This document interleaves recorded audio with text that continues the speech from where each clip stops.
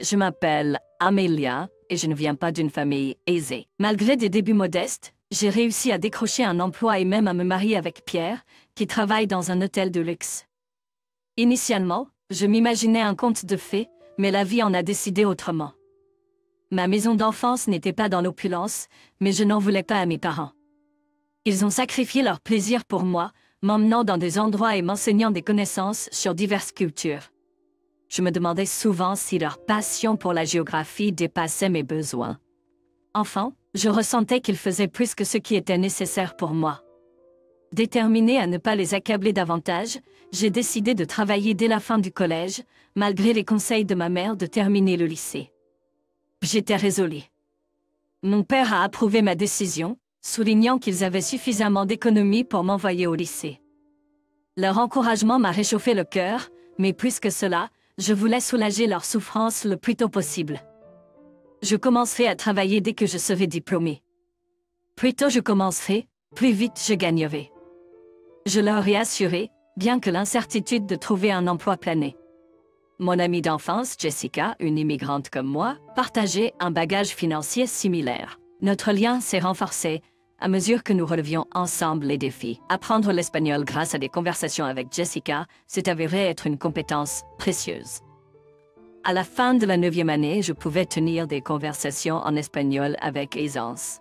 Coïncidence, une agence de voyage a reconnu cette compétence et a décidé de m'embaucher. Bien que Jessica et moi nous soyons éloignés après avoir quitté l'école, ma concentration sur le travail est restée inébranlable. Le temps a passé, et à 26 ans, je me suis souvent retrouvée à travailler dans le salon d'un hôtel, un endroit qui était devenu familier grâce à des visites fréquentes dans le cadre de mon travail. L'ambiance haut de gamme et cosy de l'endroit, associée à des encas et du café à prix raisonnable dans le menu, est devenu notre spot préféré pour les réunions d'équipe. Pierre, qui travaillait comme serveur là-bas, a réussi à engager des conversations en espagnol, probablement grâce à la clientèle internationale de l'hôtel. Occasionnellement, je me suis retrouvée en compagnie d'invités étrangers, et quelque chose s'est juste passé entre Pierre et moi. Notre romance éclair a conduit au mariage, une expérience profonde pour une fille issue d'un milieu modeste. Cependant, l'excitation de commencer une nouvelle vie a pris un virage inattendu. Avant notre mariage, Pierre a exprimé un souhait sincère. Il a souhaité vivre dans la maison familiale, car il était préoccupé par sa mère veuve vivant seule. Compte tenu de ma flexibilité de travail à distance, Pierre a cru que ce serait pratique pour moi de garder un œil sur sa mère et de gérer les tâches ménagères. Malgré ce potentiel de commodité, je n'ai pu être d'accord immédiatement. Pendant ma première visite à la maison familiale de Pierre, la réaction de sa mère à mon parcours scolaire a soulevé des inquiétudes. Lorsque je lui ai demandé à propos de mon université, je lui ai dit honnêtement que je ne l'avais pas fréquentée et que j'avais seulement terminé l'école secondaire. Son mépris silencieux était évident, et j'ai senti qu'elle me méprisait. En abordant légèrement mes préoccupations auprès de Pierre, je me suis demandé s'il pensait que sa mère m'avait une mauvaise opinion. Il a ri, assurant qu'elle lui faisait confiance et qu'elle n'avait pas de mauvais sentiments à mon égard. Avec cette assurance et la promesse de Pierre d'aborder tout problème avec sa mère en mon nom, j'ai accepté de déménager avec sa famille. Cependant, la réalité m'a frappé une fois que j'ai commencé à y vivre. Malgré les échanges chaleureux entre Pierre et sa mère en ma présence, son attitude envers moi était nettement différente, distante et froide.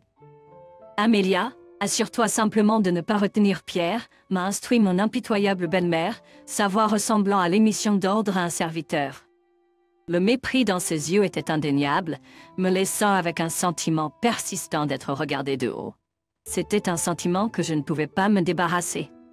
Cependant, à un moment crucial, Pierre s'est levé pour me défendre. « Ne t'inquiète pas, Amelia fait aussi un excellent travail au travail », a-t-il rassuré sa mère. Pourtant, cette défense a été accueillie par un regard bref mais sévère de ma belle-mère, un détail que je n'ai pas pu ignorer.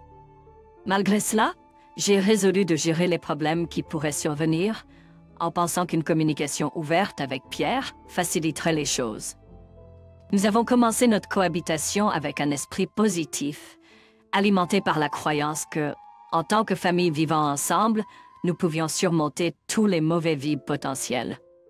Malheureusement, La réalité, comme elle le fait souvent, ne nous a pas favorisés.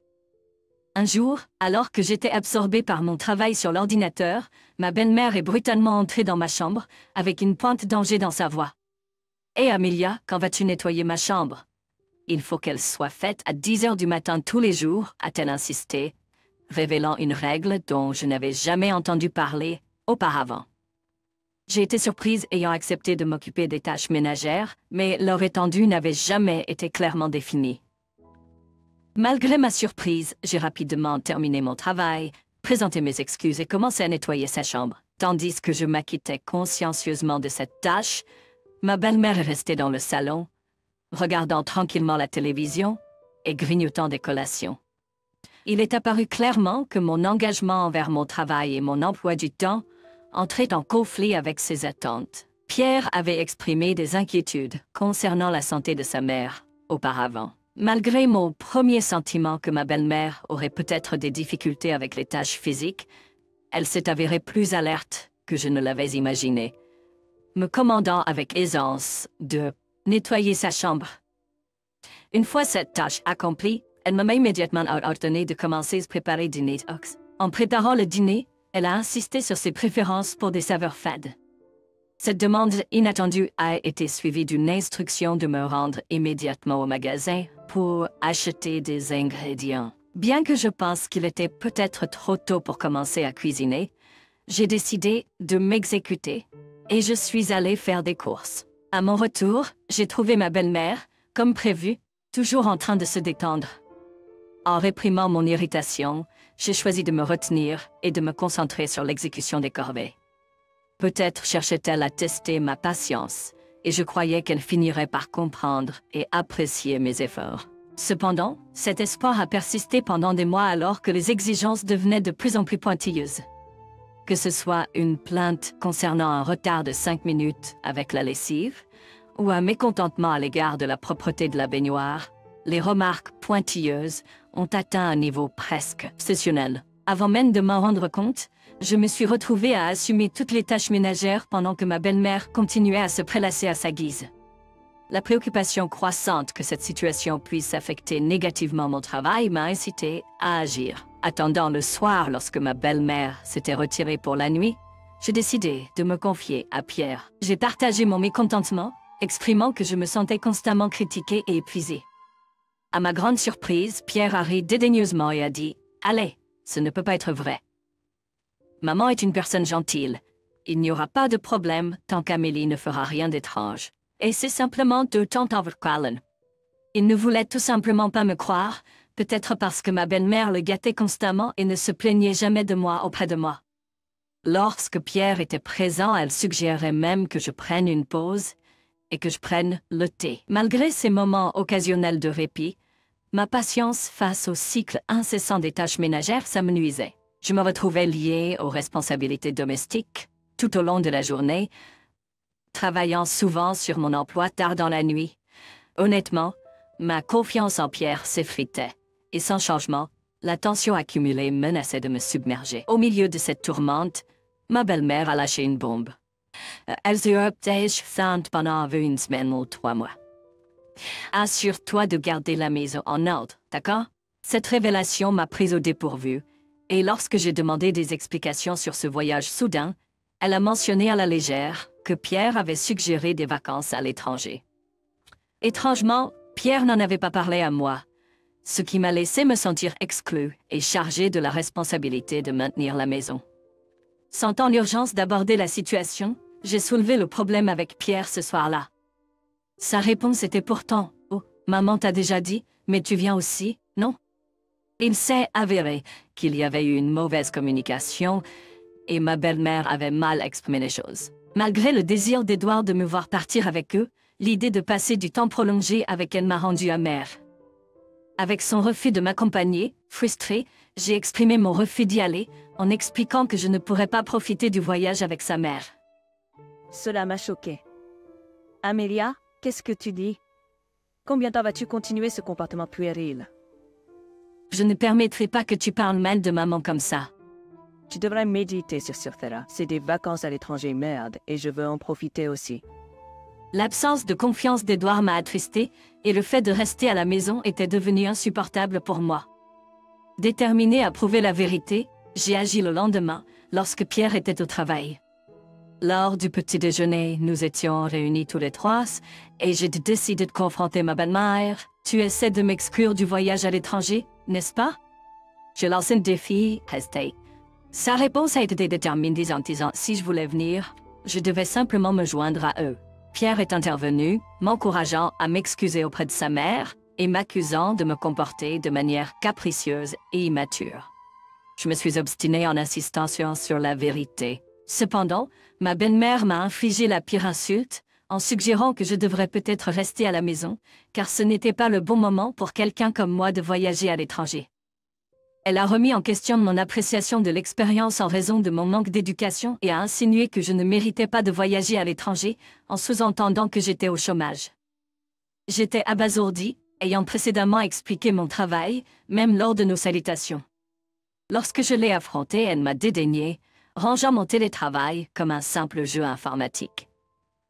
Alimentée par la frustration, elle m'a accusé d'avoir volé les gains de Pierre, me méprisant encore plus en me considérant comme peu éduquée et sans emploi. Le coup final est venu lorsqu'elle a suggéré que Pierre, avec ses compétences linguistiques et son emploi prestigieux, ne devrait pas gaspiller ses gains sur quelqu'un comme moi, un mangeur de fonds. De poubelle qui devrait partir dès que possible, après son réquisitoire implacable. Pierre a soudainement pris le parti de sa mère, suggérant que je devais peut-être me calmer. Son remarque nonchalante a montré qu'il semblait en avoir assez de moi. À ce moment-là, j'ai atteint un point de rupture et j'ai décidé que je ne pouvais plus supporter cette dynamique toxique parent-enfant. Malgré les demandes de ma belle-mère de partir, je voulais une confirmation, et lorsqu'elle a réitéré que je devais partir, j'ai accepté avec un simple signe de tête. Je suis partie de la maison, ma belle-mère m'appelant après moi avec un ricanement, se moquant de ma prétendue vie misérable, comme il convient à un mangeur de fonds de poubelle comme moi. En partant, ils ne se sont pas rendus compte que la vengeance allait venir à eux. Environ 3 mois après mon départ, juste au moment où ils étaient programmés pour leur voyage à l'étranger, ma belle-mère m'a appelé avec frénésie. Surprise qu'elle allait me joindre, expliquer leur situation. Ils recevaient des lettres de mise en demeure et avaient besoin d'aide. J'ai demandé pourquoi ils étaient confrontés à un tel problème, à laquelle ma belle-mère a avoué qu'elle n'en savait rien. J'ai révélé que je n'avais pas payé les factures d'utilité et lorsqu'elle a demandé pourquoi je ne l'avais pas informée, j'ai simplement répondu que c'était attendu. Il semblait que Pierre avait finalement révélé la vérité sur notre situation financière. J'avais déjà commencé ma propre entreprise, utilisant l'expertise acquise auprès de l'agence de voyage, et elle prospérait. Après avoir quitté Hawaï, je suis retournée en Californie, veillant à ce que les papiers de divorce soient correctement rédigés et rapidement déposés. Le divorce s'est déroulé sans heurts, laissant Pierre avec un regard visiblement émacié. Cette révélation, cependant, ne m'a plus surpris. Il s'est avéré que Pierre et ma belle-mère avaient vécu un style de vie luxueux, grâce à la richesse de mon beau-père, jusqu'à ce qu'elle soit épuisée. Aveuglée par un afflux temporaire de liquidité, ma belle-mère avait dépensé de manière somptueuse jusqu'à ce qu'il ne reste plus rien. Pierre, conscient de ses faibles revenus, s'était tourné vers moi pour obtenir de l'aide, exacerbant leur irresponsabilité financière. Alors que j'écoutais les explications de ma belle-mère, des faits encore plus choquants ont émergé. Elle avait insisté pour que je vive avec eux, non pas pour me surveiller, mais parce qu'elle vivait des dépenses de mon beau-père. Leurs dettes, qui s'élèvent maintenant à plus de 440 000 $, sont le résultat de leurs dépenses extravagantes. Le niveau de dépendance de ces adultes était au-delà de l'exaspération. Ma belle-mère, s'enhardissant pour demander mon aide, a été stupéfaite quand je l'ai refusée. Pierre, prétendant que j'avais le devoir de l'aider, a supplié pour de l'aide, affichant un sens déplacé de l'appropriation. Dans un moment de pitié, je leur ai proposé de commencer à vivre plus frugalement et de travailler dur pour gérer leurs dettes. J'ai clairement indiqué que je n'avais pas l'intention de payer leurs dettes pour eux. Pierre, frustré par la réalité de la situation, a proposé le divorce en échange d'un soulagement financier. Imperturbable, j'ai accepté et les papiers du divorce ont été traités rapidement. À mon retour en Californie, J'ai veillé à ce que leur dette reste leur responsabilité, en remettant les papiers du divorce et en mettant fin à l'appel. Environ une semaine plus tard, j'ai eu des nouvelles de Pierre, qui révélaient qu'il avait compté sur mon argent pour leur voyage à l'étranger. Ce manque de surprise était une reconnaissance de leurs attentes mal orientées. J'ai maintenu ma décision de ne pas les renflouer financièrement et je leur ai conseillé de travailler dur pour gérer leurs dettes. Jessica, d'un autre côté, avait construit une maison à Hawaï et était devenue présidente d'une entreprise, imitant mon propre succès. Elle avait ses parents qui vivaient avec elle, profitant de leur temps ensemble. Inspirée de Jessica par mes parents de Californie. J'ai appelé mes parents de Californie et nous avons commencé à vivre ensemble à Hawaï. De temps en temps, je rendais visite à Jessica, partageant nos bénédictions et nous encourageant mutuellement alors que nous travaillions dur à nos emplois respectifs. L'expérience a été une leçon précieuse pour Jessica et moi, soulignant l'importance du travail acharné et de la responsabilité financière.